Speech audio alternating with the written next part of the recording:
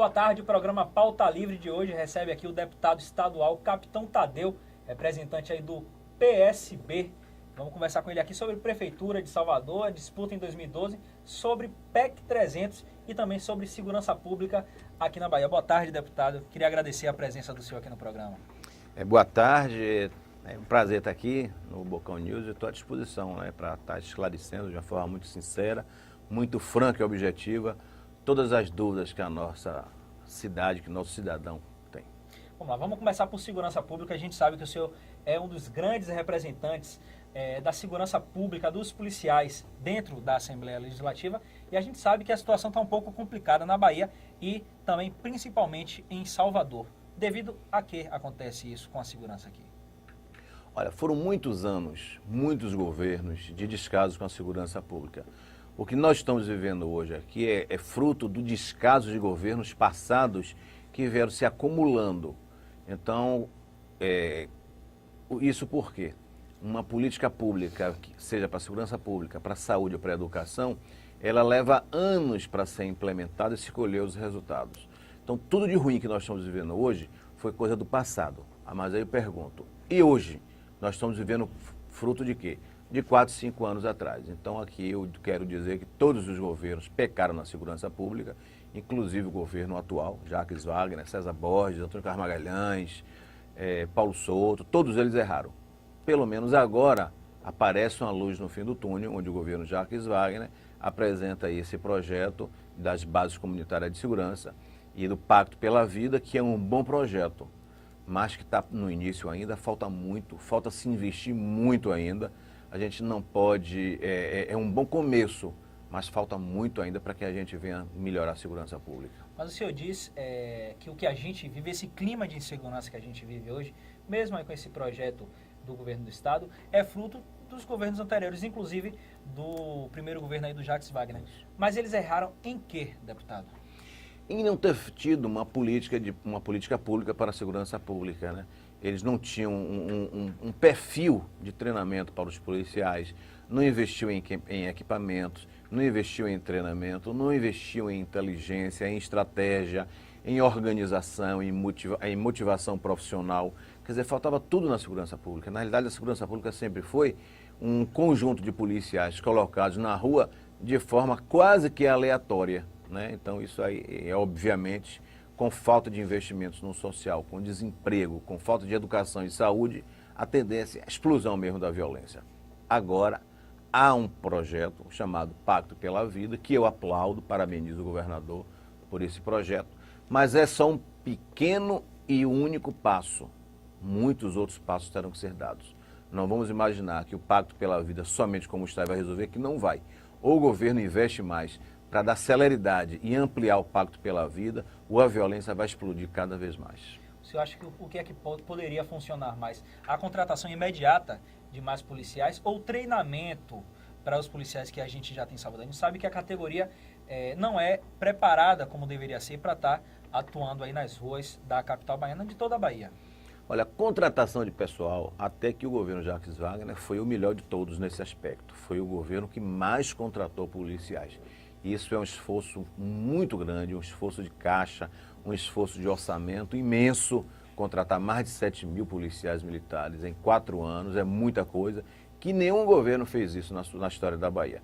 Agora, a crítica que eu faço, o governo perdeu uma grande oportunidade de dar uma outra formação a esses policiais. Manteve a mesma formação de décadas atrás, o que terminou inviabilizando um resultado mais positivo por conta desses novos policiais. Agora, falando, deputado, da PEC 300, qual é o grande impasse para a aprovação da PEC 300? Olha, é o PT.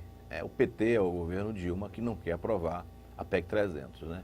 Eles trabalham contra, eu vou muito a Brasília acompanhar esse processo, e a gente observa lá que a liderança do PT lá bota o pé em cima, não querem colocar para votar, contrariam o regimento do Congresso Nacional, porque já foi aprovado no primeiro turno, falta colocar para ser aprovado no segundo turno. Então, é o governo do PT mesmo que está segurando, não tem interesse em aprovar a PEC 300. E como driblar essa, digamos, má vontade do Partido dos Trabalhadores em votar essa PEC? Eu queria até que o senhor explicasse melhor para os nossos internautas, antes, que é a PEC 300?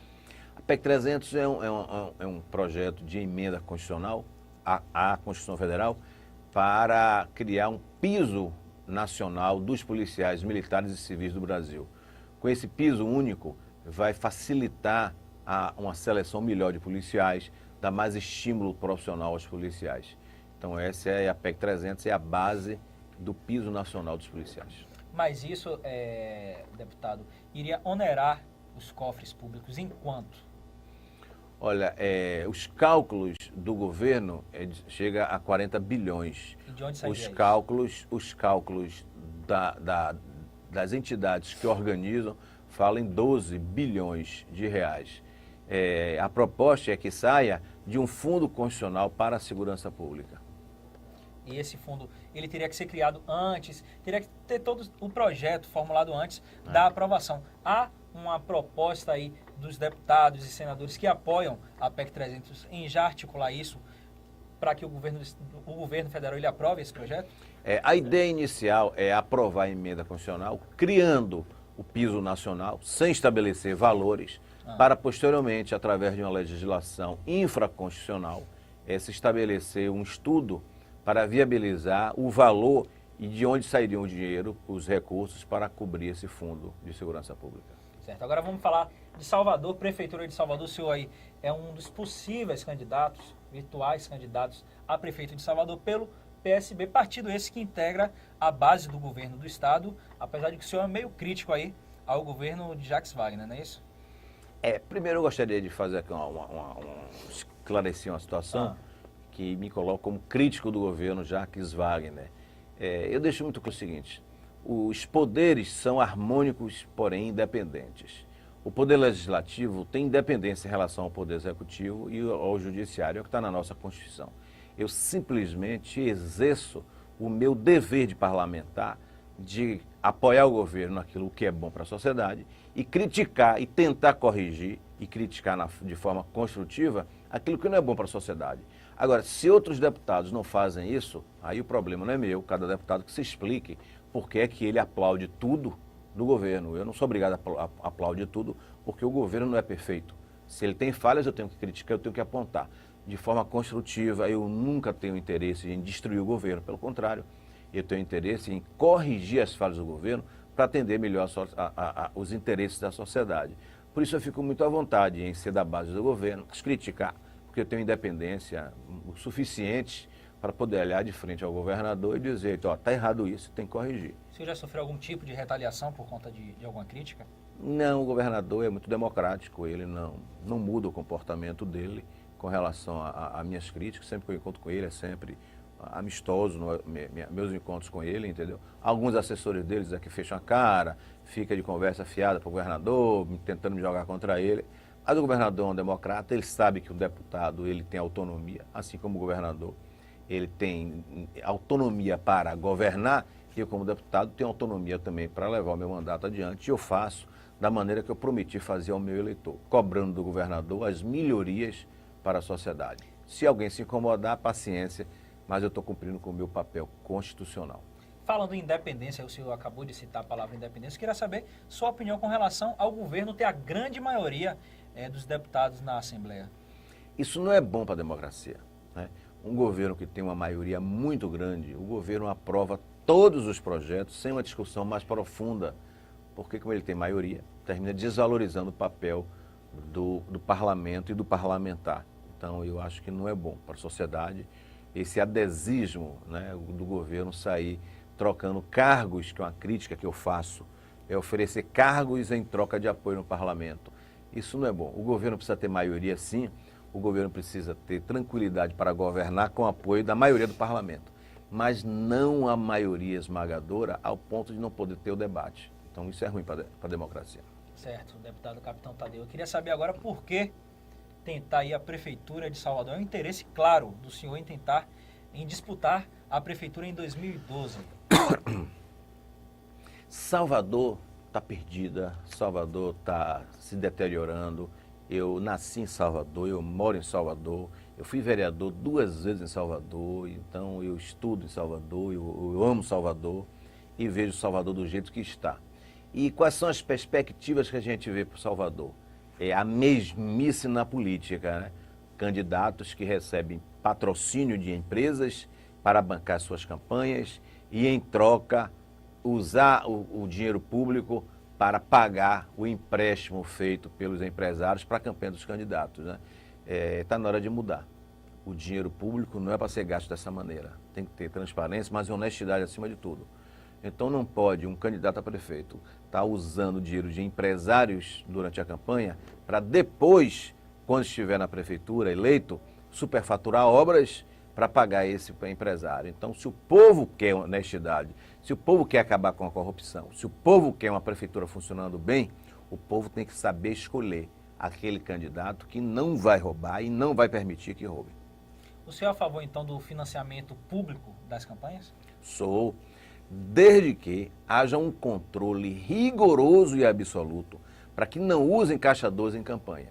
Porque o dinheiro do dinheiro público para uma campanha, ele irá trazer a lisura de uma eleição e garantir independência ao prefeito, governador e presidente para que eles possam governar para o povo e não para os empresários que financiam a campanha dele.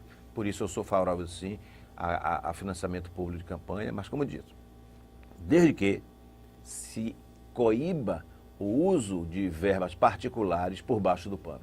Certo. Voltando aqui para a Prefeitura de Salvador, deputado estadual Capitão Tadeu, eu queria saber qual o grande erro do prefeito João Henrique na administração municipal. João Henrique, olha, é meu amigo, eu gosto muito de João Henrique, eu fui deputado junto com ele, sou amigo da família dele. Agora, João Henrique ficou perdido, né, politicamente, mudou de partido e a cada mudança de partido, foram pelo menos 3 partidos que ele mudou.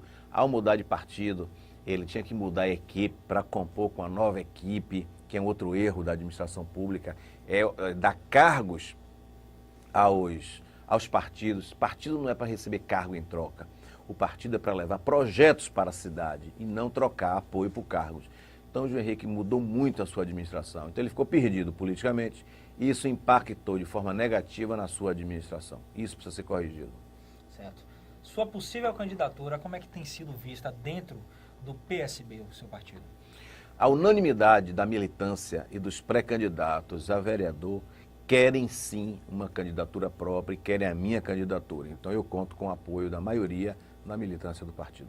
E a senadora Lides? A senadora Lides da Mata, ela ainda não emitiu a opinião dela. Desculpe, ela ainda não emitiu a opinião dela, ela disse que só vai emitir depois do carnaval. Mas ela, como uma democrata que é, ela vai ouvir a vontade da maioria do partido, a vontade da militância do partido. Ainda mais porque eu acabei de chegar de um congresso do partido, do PSB em Brasília, e a determinação da presidência nacional do PSB é que o PSB tenha candidatura própria em 1.500 prefeituras do Brasil. Não é possível que com 1.500 prefeituras no Brasil, sendo disputadas pelo PSB, Salvador, como a terceira capital, não venha ter uma candidatura própria. Isso aí seria o suicídio para o PSB. O PSB estaria se enterrando vivo se ele não tivesse uma candidatura própria. Deputado, a gente sabe que tem possíveis candidaturas postas aí. Temos a do próprio secretário João Leão, tem a do Nelson Pellegrino, deputado federal, e tem também aí a indecisão entre quem vai ser candidato do ACM Neto, deputado federal, do também deputado federal em Baçaí, e do Lúcio Vieira Lima com o PMDB, que está aí vendo se lança Gedel ou se não lança. A gente tem esse balaio de gato aí. No meio disso tudo, onde é que o senhor vai se enquadrar aí para buscar apoio à sua candidatura? Olha, eu quero o apoio da população. Eu quero governar para a população. Eu não quero apoios políticos onde eu tenha depois que negociar cargos públicos, verbas públicas, para pagar o apoio político. Se eu tiver o apoio da população, eu posso governar e usar toda a verba pública para o bem da população e não estar pagando apoios políticos. Certo. Agora, indo um pouco para o plano nacional, deputado, a gente sabe que o ministro Lupe pediu demissão ontem, é o 7º ministro do governo Dilma Rousseff a deixar o governo. Como é que o senhor avalia isso aí? Todos sob acusação aí de corrupção ou de envolvimento em corrupção. Uns envolvimento direto, outros envolvimento de assessores diretos lá dos respectivos ministérios. Como é que o senhor enxerga isso aí? Como fruto dessa política que existe no Brasil, como eu acabei de dizer. É tradição no Brasil, os partidos aliados, eles trocam apoio ao presidente, ao prefeito e ao governador em troca de cargos públicos. E aí, ao usar o cargo público, usa em benefício do partido, com Caixa 2 e todo esse esquema de corrupção que a gente vê aí já envolvendo 6 ministros do governo Dilma, sendo que um saiu porque falava demais e 6 por corrupção. Então, o que eu pretendo implantar na Prefeitura de Salvador, se eleito for, é não fazer troca política com os demais partidos, com cargos. Eu quero oferecer aos demais partidos aliados que me apoiarem, que eles participem da reconstrução de Salvador com projetos, com ideias, mas nunca trocando cargos que facilita essa corrupção.